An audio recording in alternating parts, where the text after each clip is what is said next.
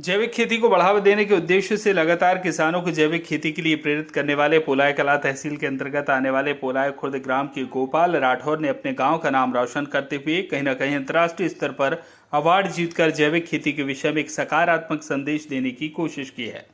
उन्होंने शेर कश्मीर फर्टिलाइजर के एक कार्यक्रम में गोपाल राठौर की जैविक खेती के ऊपर लिखी गई पुस्तक का विमोचन G20 देशों के सदस्यों के हाथों से किया गया। साथ ही राठौर को 2 अंतर्राष्ट्रीय अवार्ड भी मिल चुके हैं।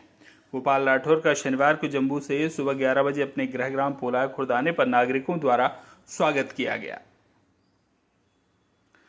तरीके से मैं एक छोटे से गांव पोलाय खुर्द से निकला हूं, तो मैं अधिकतर देखता हूं कि किसानों का दिनों दिन जो है खेती की जो लागत है वो बढ़ती जा रही है। और साथ ही हम लोग देख रहे हैं कि जितना भी उससे खेती से जो हम लोगों को उत्पाद मिल रहे हैं वो काफ़ी प्रदूषित हो रहे हैं। पेस्टिसाइड का ज़्यादा से ज़्यादा उपयोग हो रहा है। तो पिछले मैं 13 सालों से मिट्टी के ऊपर रिसर्च कर रहा हूँ।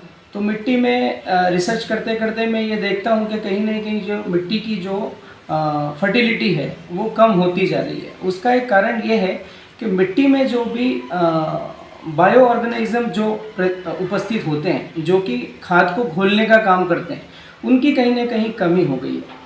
तो इसी चीज़ को ध्यान में रखते हुए मैंने जैविक खेती को किस तरीके से बढ़ावा दिया जा सकता है, इसको ध्यान में रखते हुए मैंने एक जैविक खेती के ऊपर एक पुस्तक लिखी है, जिसका हाल ही में विमोचन जो है शेर Kashmir agriculture university Jammu and Kashmir G20 में उसका विमोचन हुआ है।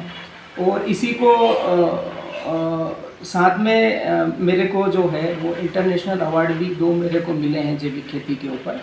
तो मेरा एक सपना है कि कहीं ना कहीं किसानों की आय भी दुगनी हो, अच्छा उत्पाद भी मिले और लागत भी कम हो।